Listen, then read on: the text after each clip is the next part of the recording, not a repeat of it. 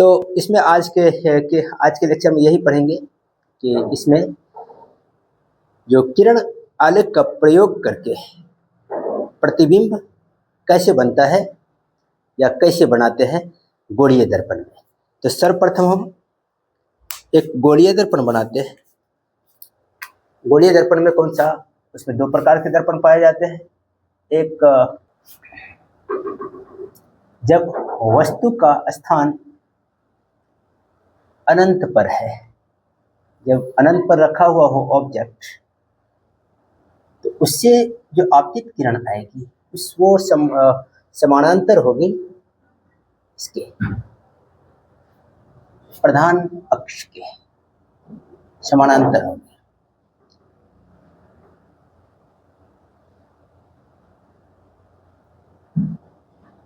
अक्ष या मुख्य अक्ष के समानांतर आपतित किरण होती है तो दर्पण से परावर्तन के बाद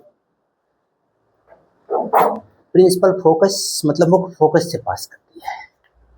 एक सारी आपतित किरण परावर्तित होकर के मुख्य अक्ष के पर जो मुख्य फोकस है उस पर जाकर के ये जमा हो जाएगी। जो प्रतिबिंब बनेगा वस्तु का वो प्रतिबिंब वास्तविक प्रतिबिंब बनेगा, क्योंकि ये वास्तविक किरण के ही कटने से यहाँ पर इमेज बना है, प्रतिबिंब बना है, तो इसलिए ये वास्तविक प्रतिबिंब बनेगा। और जब हमेशा वास्तविक प्रतिबिंब उल्टा होता है।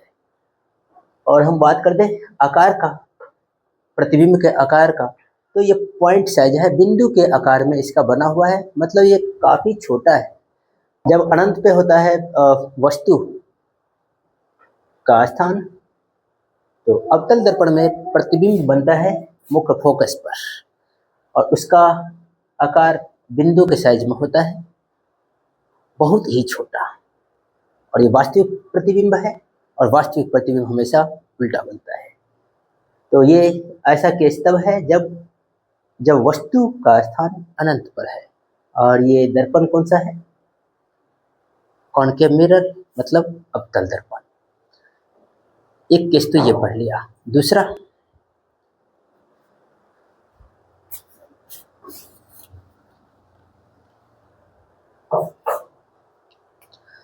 बताता हूँ। जब वस्तु को रखा जाता है कहाँ पर? C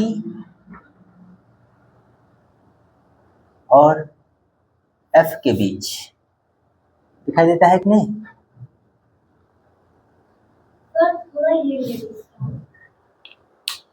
क्या? C और हाँ ठीक है, सही दिखाई दे रहा है। जब वस्तु को रखा जाता है C और F के बीच में अवतल दर्पण में, तब क्या होता है उसके विषय में बताता हूँ। थोड़ा सा इसको मैं ज़्यादा ही डिटेल में बताऊंगा, विस्तार में बताऊंगा। इसके बाद जितना भी अगला केस जो बताऊंगा उसमें जो है एक एक केस बता करके उसको टॉपिक को मैं क्लोज कर दूंगा। और बाकी इस केस में थोड़ा सा ज़्यादा ही व्याख्या करके बताता हूँ, तुम्हारे पास आज़ादी आ जाएगी प्रतिबिंब बनाने का। अब देखो ये कॉनकेव मिरर मतलब अवतल दर्पण, अवतल दर्पण मैं C के बाहर कर देता हूँ।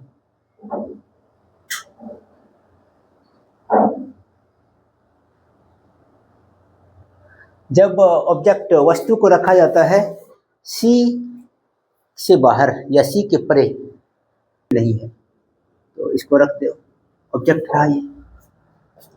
इसमें क्या प्रिंसिपल अक्ष, प्रधान अक्ष के समांतर, ये कहाँ से निकलेगा? ये प्रिंसिपल फोकस से निकल जाएगा। और इसके बाद एक रे ले लो सेंटर ऑफ कर्वेचर मतलब वक्रता केंद्र से। तो वक्रता केंद्र से जब आती है रे, इंसिडेंट रे, आपतित किरण, तो उसी पाथ पर ये बाउंस बैक हो जाती है। इमेज कहाँ पर बना? C और F के बीच में बना। इसमें ये दिखा दो, रे का डायरेक्शन दिखाना अत्यंत आवश्यक है। अब यहाँ से देखो, जब वस्तु को C से बाहर रखा जाता है अवतल दर्पण में, तो उसका प्रतिबिंब बनता है C और F के बीच में, और ये दोनों परावर्तित किरण वास्तव में काट रहा है, ये वास्तविक मतलब ये रे ही आपस में जाकर काट रहा है, मतलब इमेजिनरी लाइन को बढ़ा करके नहीं कटा है, तो इसलिए इसको हम कहेंगे वास्तविक प्रतिबिंब कहेंगे। और वास्तविक प्रतिबिंब हमेशा उल्टा होता है। अब इसी इमेज को एनसीईआरटी में तो ऐसे ही बना हुआ है और ज़्यादातर पुस्तक में ऐसे ही बनेगा, लेकिन अभी मैं तुमको बहुत ही अच्छे तरीके से कुछ अलग तरीका से मैं सिखा रहा हूँ, जो प्रतिबिंब तुम कई तरीके से बना सकते हो। एक वस्तु का केस, ये देखा, यही केस का दूसरा डायग्राम देखते हैं वो कैसे होता है। प्रिंसिपल एक्सिस के समांतर ले लो आपकी किरण, ये फोकस से ऐसे निकल जाएगा। और दूसरा पोल से लो, पोल से, तो उतना ही का कोण बना करके ये परावर्तित होगा। इमेज कहाँ बना? इमेज बन गया इस केस में भी कहाँ पर? सी और एफ के बीच में। और यहाँ भी उल्टा ही बना है और छोटा बना है वस्तु की साइज की तुलना में। तीसरा केस देखो, तीसरा केस मतलब इसी केस का तीसरा डायग्राम।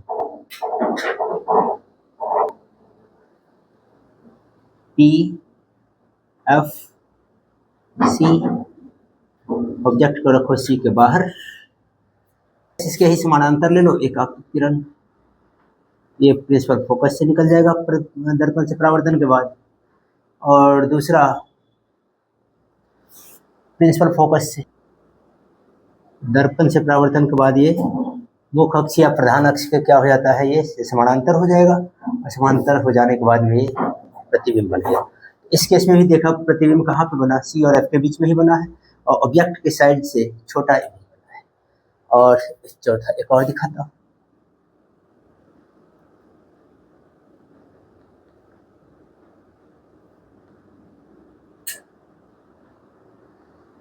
जब ऑब्जेक्ट को बियॉन्ड सी मतलब सी के बाहर रखा जाता है तो कैसे, बहुत सारे तरीके से, 6 तरीके से कम बना सकते हो इसको। तो पंखा काफी हम कम। अब एक ले लो पोल से एक इंसिडेंट रे ऐसे, और उतना ही का कोण बना करके ये क्या करेगा, ये निकल जाएगा बाहर। और दूसरा प्रिंसिपल फोकस से,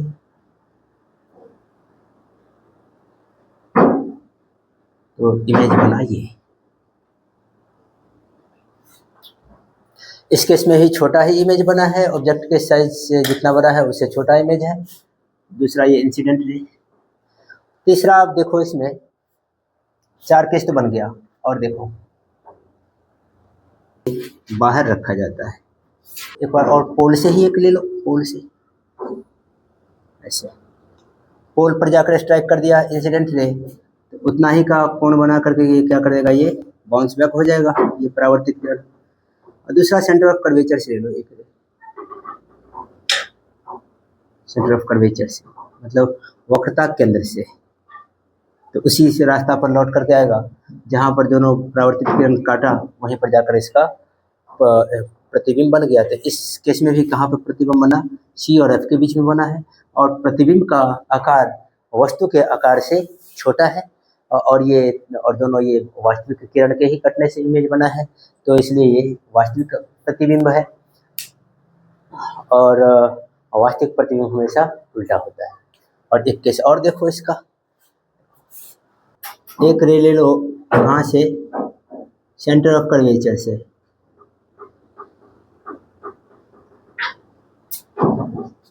वक्रता केंद्र से, तो उसी दर्पण से टकराने के बाद उसी रास्ता पे ये लौट आएगा।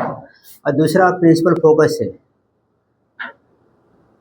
तो प्रिंसिपल फोकस से आपतित किरण दर्पण होते हुए जाकर के दर्पण से टकराती है, तो वो कहाँ से लौटती है, मतलब प्रधान अक्ष या मुख्य अक्ष के समानांतर हो जाती है वो परावर्तित किरण।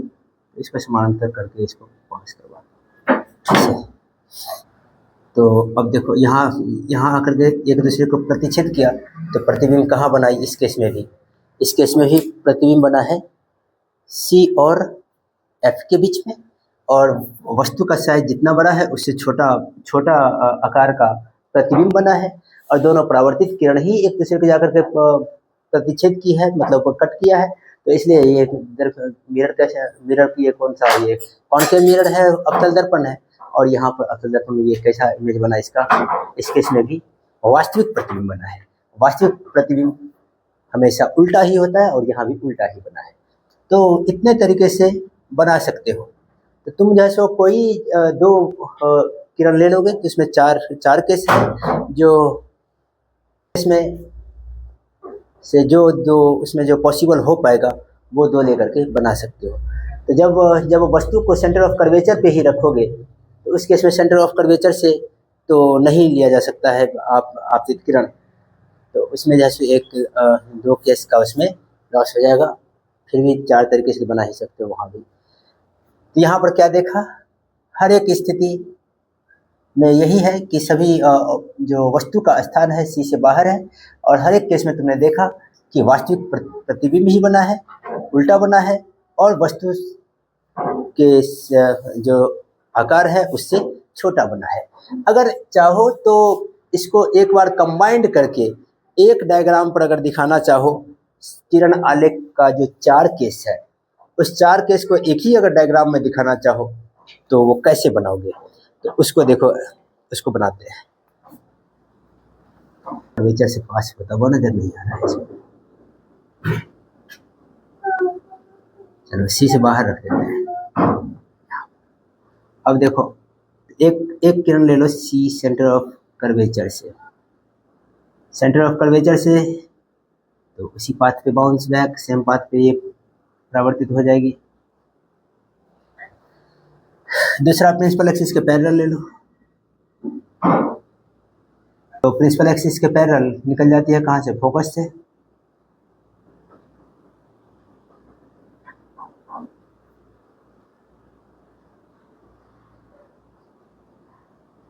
ये निकल गया, ऐसा बना। तीसरा देखो, इसमें दूसरा ले लो कहाँ से, प्रिंसिपल फोकस से ही ले लो। तो प्रिंसिपल फोकस वाला क्या होता है, ये इसके पैरेलल हो जाती है, जान चुके यहीं पे बनता बना ही है, यहीं से निकालता हो एक पैरेलल लाइन ये ले लेते पहले।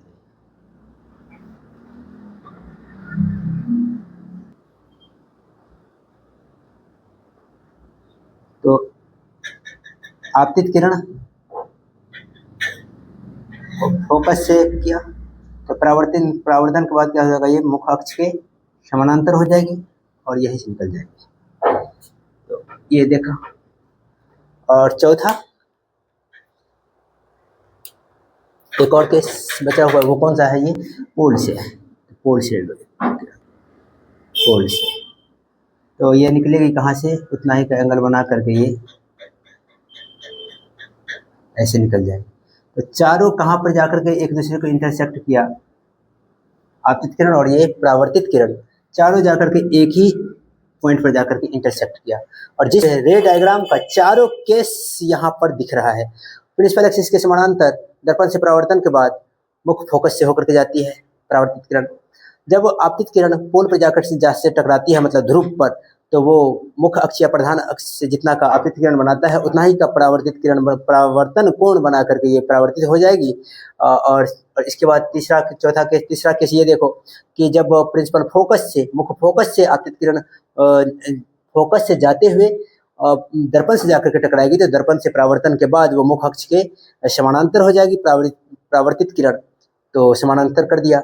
और एक और केस था जो सेंटर ऑफ कर्वेचर, मतलब वक्ता केंद्र से जब आपतित किरण को लेते हैं और दर्पण से जाकर टकराती है तो पुनः उसी मार्ग पर, उसी पथ पर वो परावर्तित हो जाती है, तो मतलब ये बाउंस बैक हो गया सेम पाथ पर। तो यहाँ से क्या देखा, चारों आपतित किरण का चारों परावर्तित किरण एक ही बिंदु पे जाकर के कट करता है, और कट करने के बाद वो इमेज उसी पॉइंट पे जाकर बन जाता है। और हर केस का इमेज कहाँ पर बना, सी और एफ के बीच में। और इमेज जो बना है, कैसा इमेज बना है, ये वास्तविक प्रतिबिंब बना है, और वास्तविक प्रतिबिंब हमेशा उल्टा होता है। यहाँ पर जो 6 के 6 केस दिखाया है, बस 6 के 6 केस में सब एक ही स्थिति का जब ऑब्जेक्ट को, मतलब वस्तु को सी से बाहर रखा जाता है, तो इतने तरीके से तुम बना सकते हो। और एनसीईआरटी बुक में ये वाला बनाया गया है, अब बाकी तुम ये सभी बना सकते हो। सब में देखो ये चारों जो रे डायग्राम का जो नियम है सब पर क्या है, लागू हो रहा है। तो हम इसमें इतना चर्चा किया हो 2 केस का। अब बाकी अगला केस जो बताऊंगा उसमें इंडिविजुअली एक एक केस बना करके, या होगा तो कहीं 2 भी बता दूंगा, तो ऐसे बनाते हुए हम उसको बहुत जल्दी में उस टॉपिक को ख़त्म करेंगे और उस प्रसंग को इमेज फॉर्मेशन का तो इसमें इतना ही रखते हैं।